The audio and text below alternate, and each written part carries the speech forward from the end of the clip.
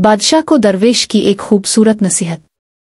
पुराने वक्तों की बात है कि एक मुल्क में एक बादशाह हुकूमत करता था। खुशहाली के दिन थे। एक दिन बादशाह की मुलाकात एक दरवेश बुजुर्ग से हुई। बुजुर्ग बहुत ही नेक और परहेजगार था। बादशाह उनसे बहुत इज्जत से पेश आया और मुलाकात के आखिर में उनसे फरमाइश की कि मुझे कोई ऐसी चीज़, तावीज़, वजीफ़ा वगैरह लिख दे जो इंतहाई मुश्किल वक्त में मेरे काम आए। बुजुर्ग खामोश रहे, लेकिन बादशाह का असरार बढ़ा तो उन्होंने एक कागज़ के टुकड़े पर कुछ लिख कर दिया और कहा कि इस कागज़ को इस वक्त खोलना जब तुम समझो कि बस अब इसके आगे तुम कुछ नहीं कर सकते, यानी इस कागज़ को इंतहाई मुश्किल वक्त में खोलना। कुदरत का करना ऐसा हुआ कि कुछ ही अरसे बाद इस मुल्क पर हमला हो गया और दुश्मन की फौज ने बादशाह की फौज को उलट पलट कर रख दिया। बादशाह को अपनी जान के लाले पड़ गए और वो भागकर किसी जंगल के गार में छप गया। दुश्मन की फौजें इसके पीछे थी और वो थक कर अपनी मौत का इंतजार कर रहा था।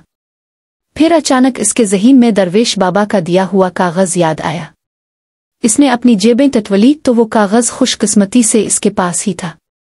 सिपाहियों के जूतों की आहट इसके करीब आती सुनाई दे रही थी। अब इसके पास कागज़ खोलने के सिवा कोई चारा नहीं था। जब इसने कागज़ खोला तो इस पर लिखा हुआ था, ये वक्त भी गुजर जाएगा।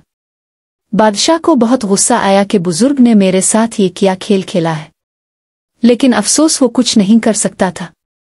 इसने तहरीर को कई बार पढ़ा, लेकिन इसकी समझ में कुछ नहीं आ रहा था कि दरवेश ने ये क्या लिखा है और ये क्यों लिखा है। बिलाखिर इसने अपनी तलवार पकड़ी और सिपाहियों का इंतजार करने लगा।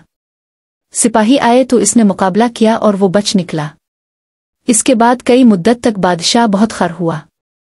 काफी साल वो इस मुसीबत को झेलता रहा। आखिरकार इसने दोबारा हिम्मत की और अपनी फौज इकट्ठी करना शुरू कर दी।